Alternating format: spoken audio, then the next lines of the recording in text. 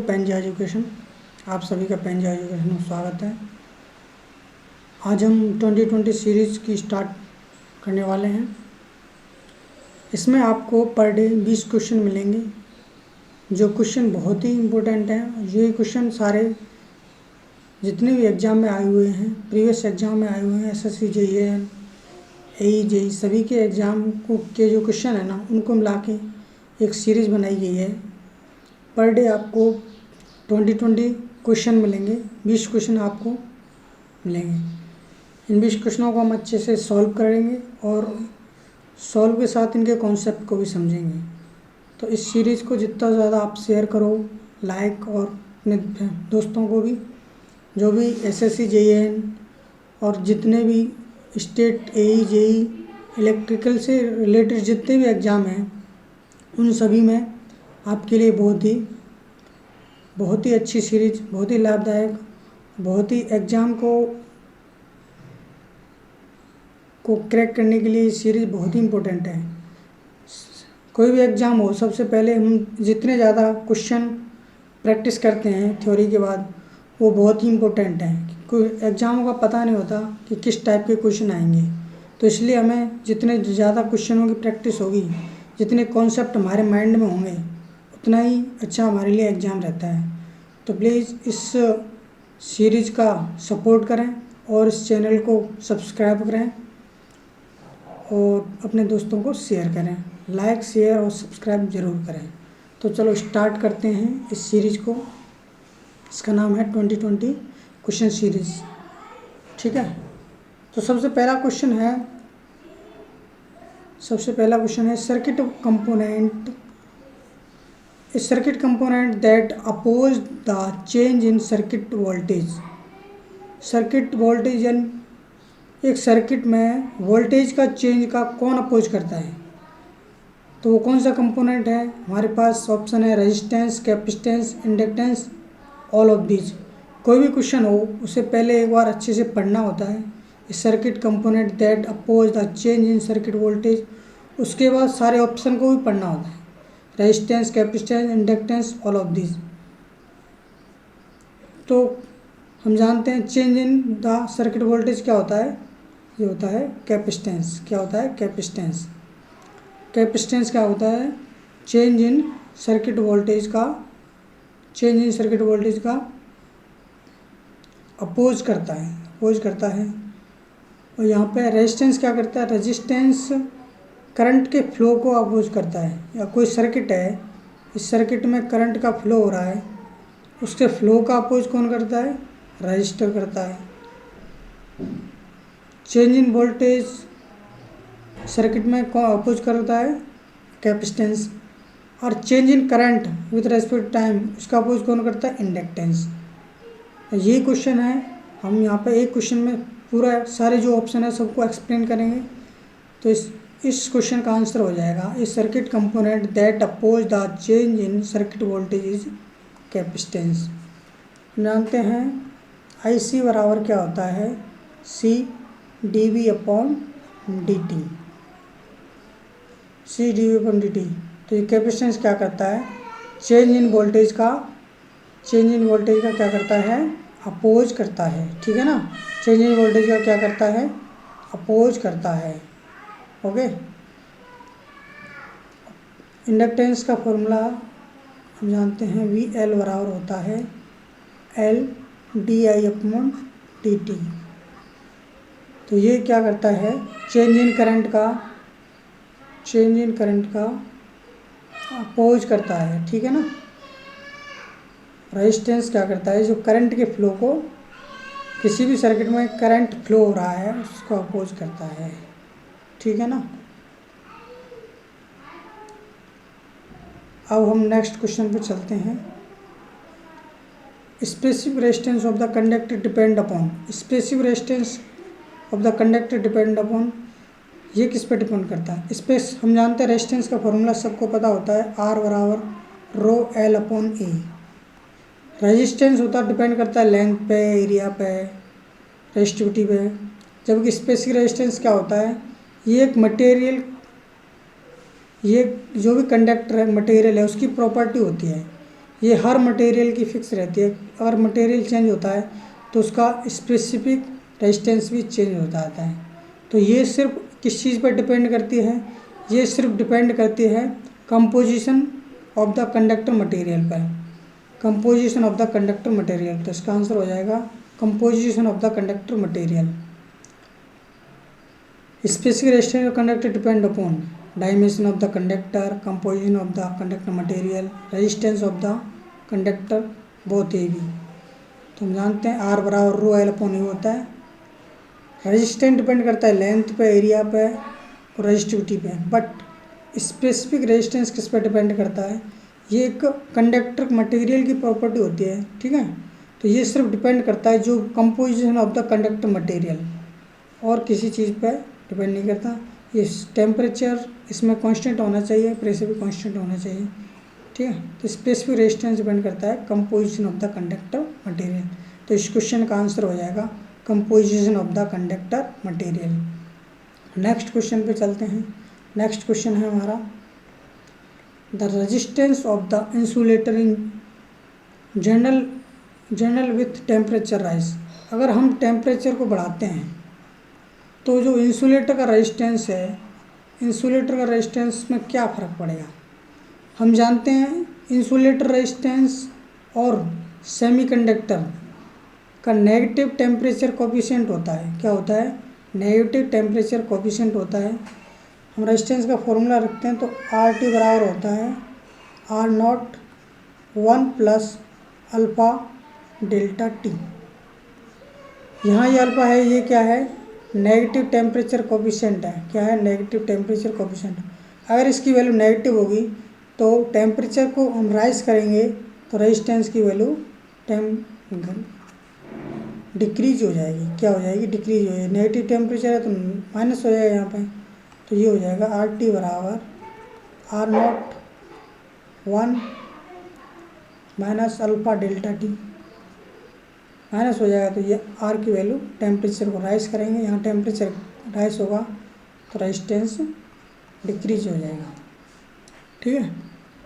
तो इसका आंसर हो जाएगा decrease, increase rapidly, increase slowly, does not change.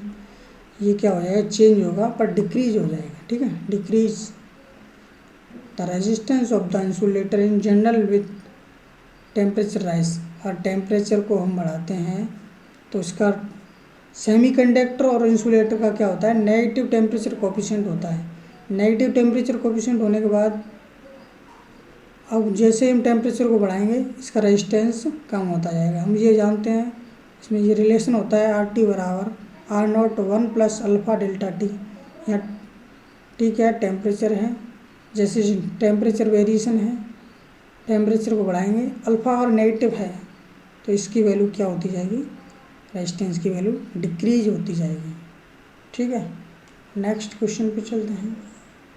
Which of the following material possess the least resistivity. और resistivity क्या होती है, रेजिस्टेंस क्या होता है, किसी भी मटेरियल वो प्रॉपर्टी जो करंट के फ्लो का अपोज करती है, रेजिस्टेंस रेजिस्टिविटी। तो जिस मटेरियल की कंडक्टिविटी जितनी ज़्यादा होगी, यानी कंडक्टिविटी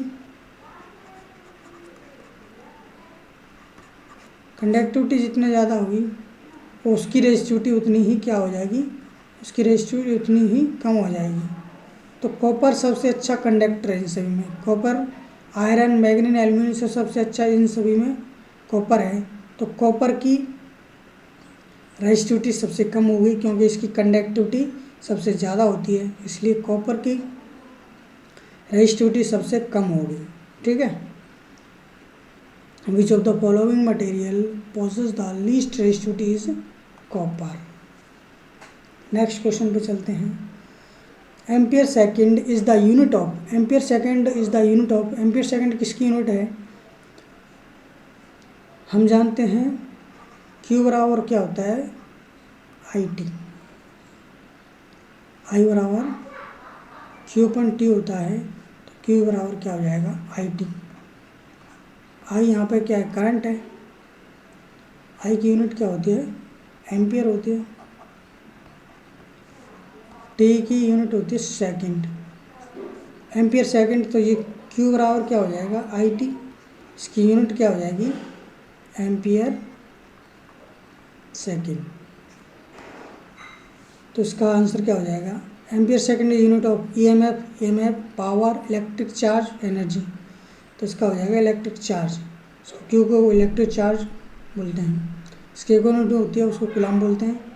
ईएमएफ की यूनिट क्या होती है वोल्ट होती है, पावर की क्या होती है वाट होती है, इलेक्ट्रिक चार्ज की ampere second, energy kilowatt hour, और जूल भी होती है एनर्जी की। ठीक है, तो यहाँ अब नेक्स्ट क्वेश्चन पे चलते हैं हम। The material to be use to manufacture a standard resistance should be low resistivity, high resistivity and low temperature coefficient, high temperature coefficient and low resistivity and high temperature coefficient. कोई भी material है और उसका resistance हमें manufacture करना है तो उसमें क्या प्रॉपर्टी होनी चाहिए। रेजिस्टेंस बना रहे हैं तो मैं सबसे पहले तो उसकी हाई रेजिस्टिविटी होनी चाहिए। क्या होनी चाहिए हाई रेजिस्टिविटी होनी चाहिए, हाई रेजिस्टिविटी होनी चाहिए, लो टेम्परेचर कोफिशिएंट होना चाहिए। क्योंकि कोई भी रेजिस्टेंस बना रहे हैं तो टेम्परेचर का जैसे वेरिएशन होगा तो उस पर रेजिस्टेंस पे कोई ज़्यादा फर्क नहीं पड़ना चाहिए, इसलिए लो टेम्परेचर कोफिशिएंट होना चाहिए। टेम्परेचर को इंक्रीज डिक्रीज करने पर उसकी रेजिस्टिविटी सेम रहनी चाहिए। हाई रेजिस्टिविटी होनी चाहिए, लो टेम्परेचर कोफिशिएंट होना चाहिए। एक स्टैंडर्ड रजिस्टर बनाने के लिए कोई भी मटेरियल को स्टैंडर्ड रजिस्टर बनाना है तो उसकी हाई रेजिस्टिविटी होनी चाहिए, लो टेम्परेचर कोफिशिएंट होना चाहिए। ठीक है, ये इसकी प्रॉपर्टी होती है एक स्टैंडर्ड रजिस्टर के लिए। अब नेक्स्ट क्वेश्चन पे चलते हैं। Which of the following is non linear circuit parameter, इनमें से कौन सा सर्किट नॉन लीनियर है। लीनियर पैरामीटर तीन लीनियर होते हैं, इंडक्टेंस, कंडक्टेंस और रजिस्टर, ये तीनों क्या होते हैं ये लीनियर होते हैं, जबकि जो ट्रांजिस्टर होता है ये क्या होता है नॉन लीनियर होता है। विच ऑफ द, यहाँ पे पूछा गया नॉन लीनियर सर्किट पैरामीटर, तो ट्रांजिस्टर क्या है एक नॉन लीनियर सर्किट पैरामीटर, जबकि इंडक्टेंस, कंडेंसर एंड वायरवुड रेजिस्टर ये तीनों क्या हैं इंडक्टेंस, कंडेंसर एंड वायरवुड रेजिस्टर तीनों क्या हैं ये तीनों लीनियर हैं। ये क्या है नॉन लीनियर है। तो हमें क्वेश्चन में क्या पूछा है नॉन लीनियर, तो नॉन लीनियर क्या हो जाएगा नॉन लीनियर क्या हो जाएगा ट्रांजिस्टर। नेक्स्ट क्वेश्चन पे चलते हैं हम। ए terminal where the 3 or more branch meet is known as, कोई भी टर्मिनल है वहाँ पर उस पर क्या है 1 से 3 और 3 से ज़्यादा और ब्रांच मिल रही हैं तो उसको क्या बोलेंगे, तो उसको हम क्या बोलते हैं, इसको हम बोलते हैं नोड। क्या बोलते हैं नोड। अगर कोई terminal where 3 or more branch meet is known as node, यहाँ मैश नोड टर्मिनल लूप, तो उसको हम क्या बोलते हैं नोड बोलते हैं। और 3 ब्रांच से ज़्यादा 3 और 3 मोर देन ब्रांच मिलते हैं किसी भी टर्मिनल पे तो उसको हम क्या बोलते हैं नोड बोलते हैं। मैश क्या होता है, मैश होता है ये कोई सर्किट बना हुआ है, ये क्या हो जाएगा पूरा मैश हो जाएगा, ये नोड हो जाता है। टर्मिनल अगर 2 ब्रांच मिल रहे हैं तो वो क्या हो जाएगा टर्मिनल कहलाता है, ये क्या हो जाता है टर्मिनल। लूप क्या होता है, लूप एक कोई भी सर्किट है उसमें जो एक नोड से जो भी सर्किट स्टार्ट होता है सेम दोबारा उसी नोड पे स्टॉप होता है, जबकि कोई भी नोड क्या होती है रिपीट नहीं होती तो उसको हम क्या बोलते हैं, उसको क्या बोलते हैं हम लूप बोलते हैं। ठीक है, तो इसका आंसर क्या हो जाएगा एक terminal where 3 or more branch meet is known as node बोलते हैं। क्या बोलते हैं नोड बोलते हैं। नेक्स्ट क्वेश्चन क्या होता है an ideal voltage source should have, एक ideal voltage source should have, एक आइडियल वोल्टेज सोर्स है उसमें क्या होता है एक आइडियल वोल्टेज सोर्स क्या होता है, ये एक आइडियल वोल्टेज सोर्स है, आइडियल वोल्टेज सोर्स है, ठीक है, एक आइडियल वोल्टेज सोर्स है। तो एक आइडियल वोल्टेज सोर्स हम जानते हैं, प्रैक्टिकल वोल्टेज सोर्स को हम ऐसे रिप्रेजेंट करते हैं,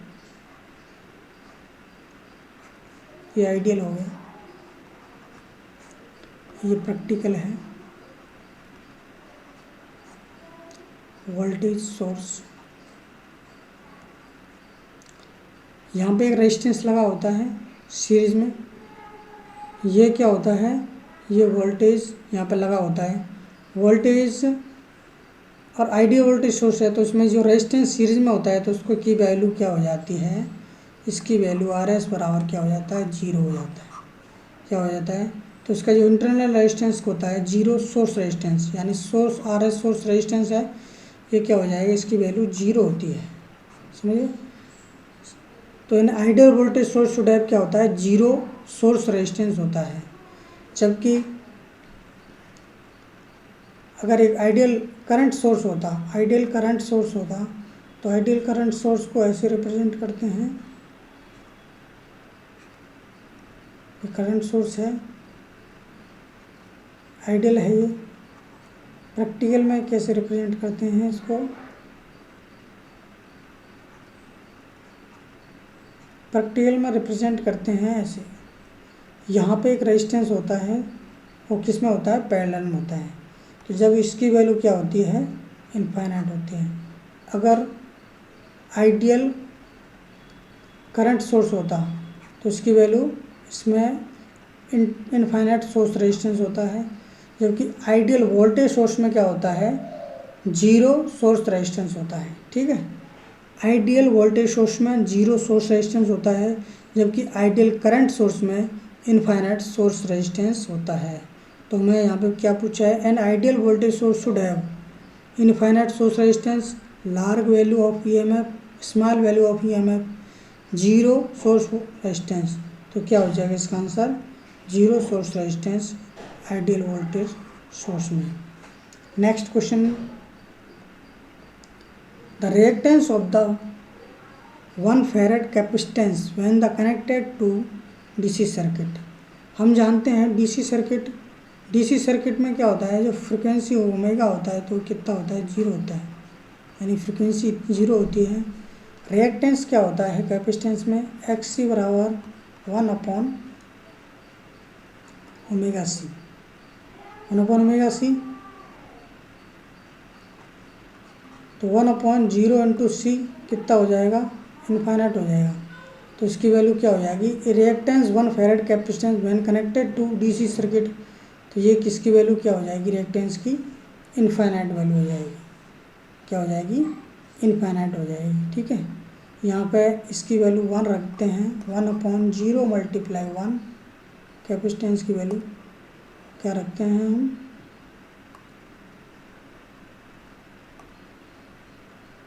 कैपेसिटेंस की वैल्यू कितनी रखते हैं, 1।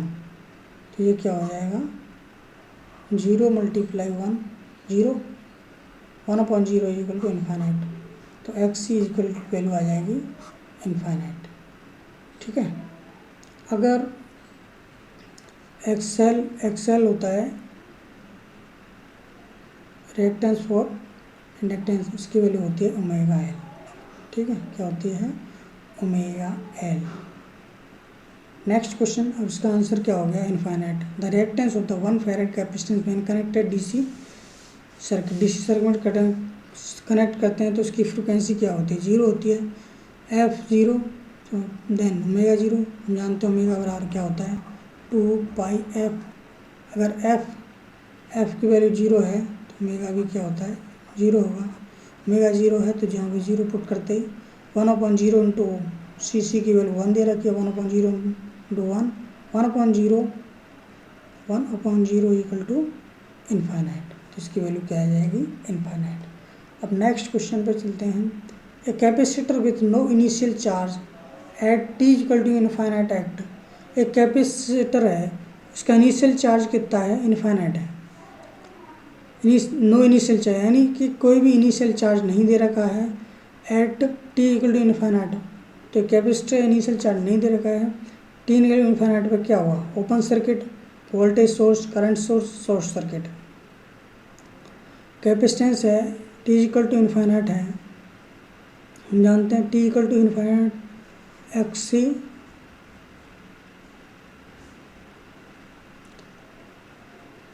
टी इक्वल टू इन्फाइनाइट यानी कि 1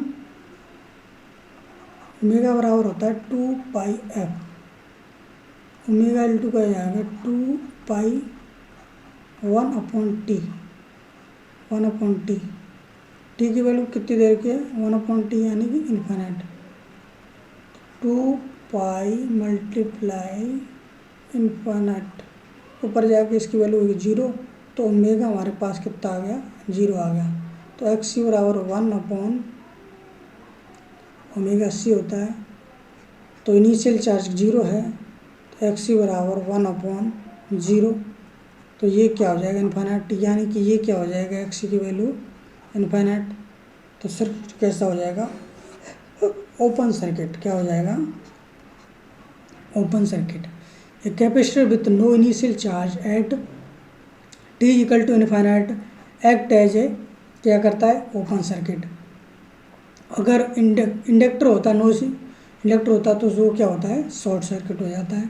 कैपेसिटर होता है तो टी इन्फाइनाइट पे क्या हो जाता है, ओपन सर्किट हो जाता है। और सिंपल शब्दों में कहा जाए, सिंपल भाषा में, capacitor with no initial charge at T equal to infinite पे क्या होता है, ओपन सर्किट होता है। जबकि इंडक्टर होता है तो वो क्या हो जाता है, शॉर्ट सर्किट होता है। ठीक है, तो यहाँ पे पूछा गया हमें, एक capacitor with no initial charge at T equal to infinite act as a open circuit. इसका आंसर क्या हो जाएगा, ओपन सर्किट।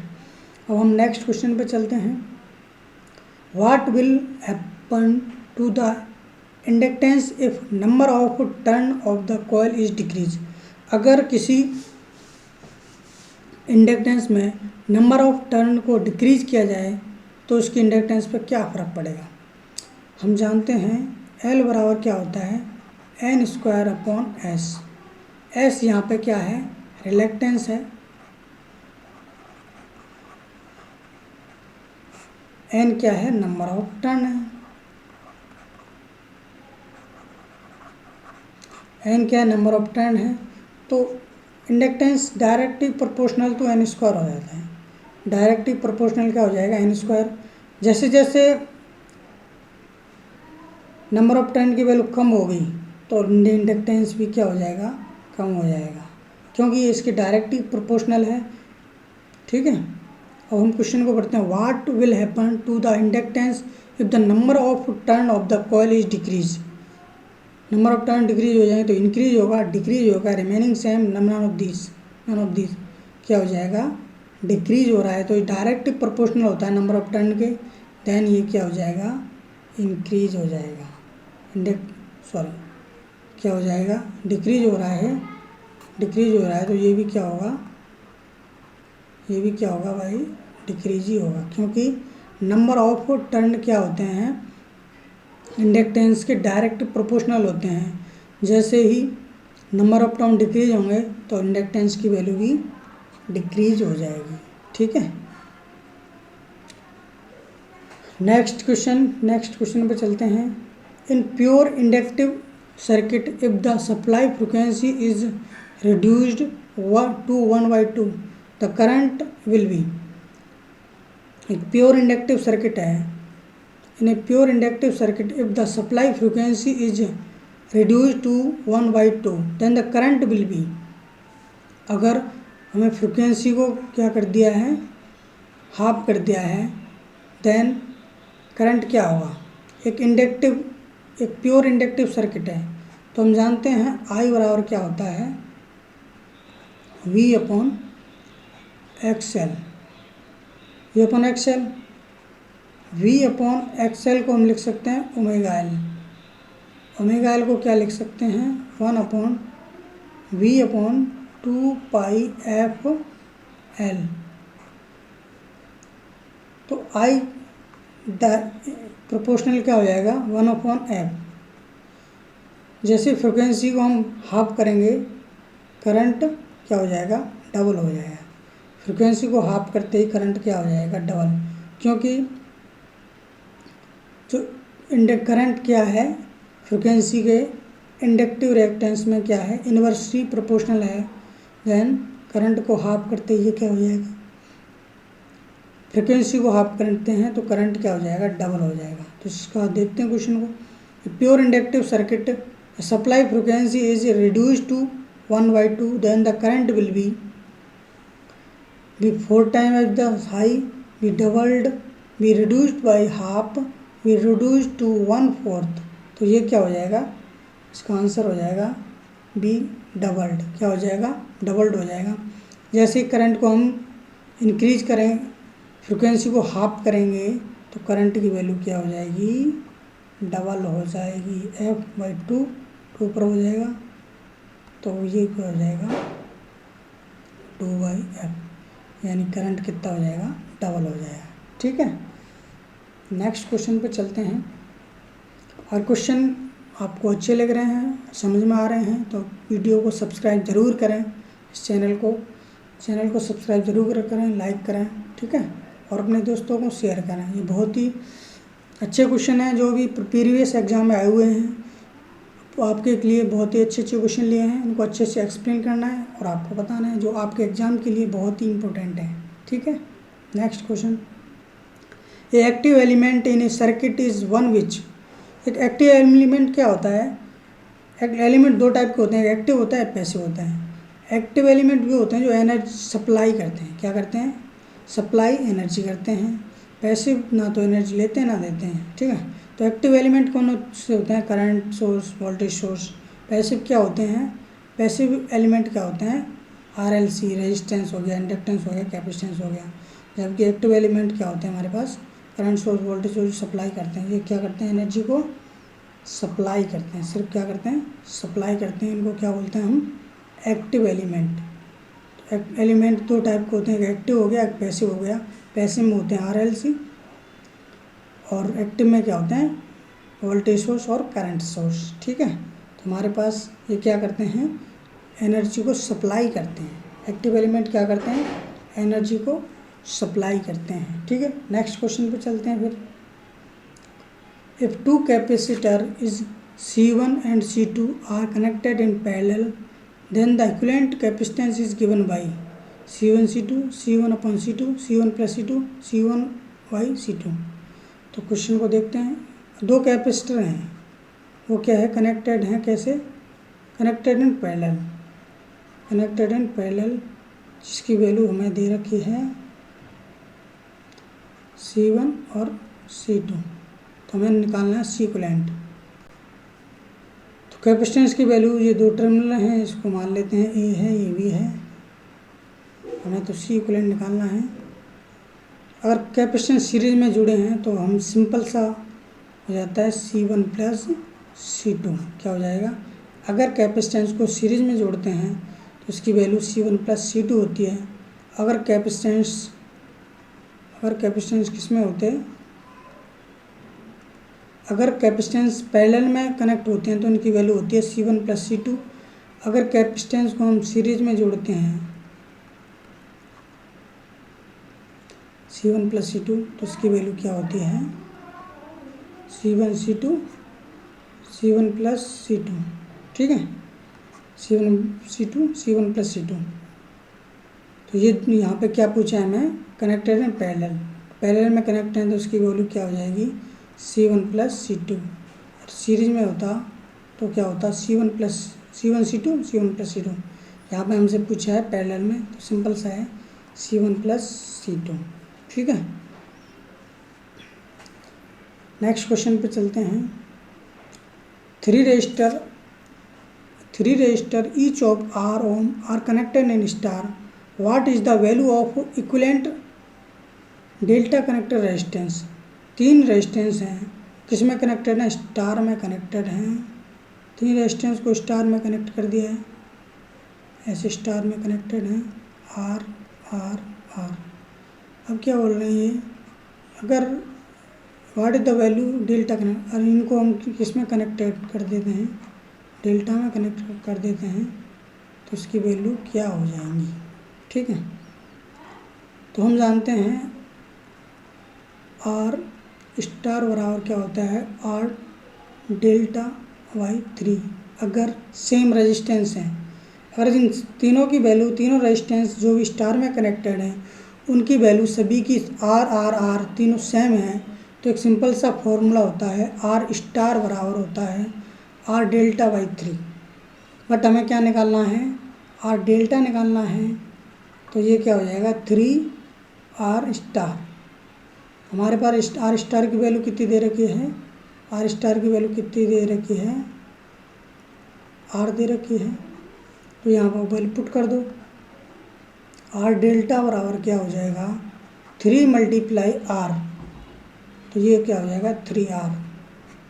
आर डेल्टा की वैल्यू कितनी आ रही है 3R, तो यहाँ पे ऑप्शन क्या हो जाएगा, पहला ऑप्शन 3R हो जाएगा। ठीक है, 3 resistance each R ohm connected in star, what is the value of equivalent delta connected is 3 ohm R/2 R/2 2R ohm R/3 ohm. तो सिंपल सा कॉन्सेप्ट है, अगर तीनों वैल्यू रेजिस्टेंस की वैल्यू सेम है, स्टार डेल्टा में हमें relation निकालना है, तो ये सिंपल सा फॉर्मूला होता है आर स्टार बराबर होता है आर डेल्टा बाई 3। हमें बट निकालना क्या है, R delta 3 into R star की वैल्यू यहाँ पे क्या दे रखी है, आर दे रखी है, तो वैल्यू पुट कर देंगे तो ये वैल्यू कितनी आ जाएगी, कितनी आ जाएगी 3R। तो पहले आंसर हो जाएगा ऑप्शन ए 3R ओम। Next, if the number of turn of the coil increase its inductance. अभी कुछ देर पहले हमने किया था एल किसके प्रोपोर्शनल होता है, एन स्क्वायर के। वहाँ पे डिक्रीज था, यहाँ पे कॉइल नंबर ऑफ टर्न क्या है इंक्रीज कर रहे हैं, तो इंडक्टेंस भी क्या हो जाएगा इंक्रीज हो जाएगा। ऑप्शन देख लेते हैं, is decrease none of this remaining the same is increase. तो यहाँ पे क्या होता है, नंबर ऑफ कॉइल को क्या कर रहे हैं इंक्रीज कर रहे हैं, एन स्क्वायर अपॉन एस होता है, एस यहाँ पर रिलेक्टेंस होता है, एन नंबर ऑफ टर्न होता है, सिंपल सा है। तो क्या हो जाएगा, इसमें नंबर ऑफ टर्न इंक्रीज करेंगे तो इंडक्टेंस भी हमारा क्या हो जाएगा इंक्रीज हो जाएगा। A node in a circuit define, एक नोड सर्किट में कैसे डिफाइन करते हैं, जंक्शन 2 और मोर एलिमेंट, एक जंक्शन पर 2 और मोर एलिमेंट अगर 2-3 मिलीमीट अगर मीट करते हैं तो उसको क्या बोलते हैं नोड बोलते हैं। क्या बोलते हैं, क्या बोलते हैं नोड बोलते हैं। जंक्शन 2 और more element is connected, then इसको क्या बोलते हैं हम,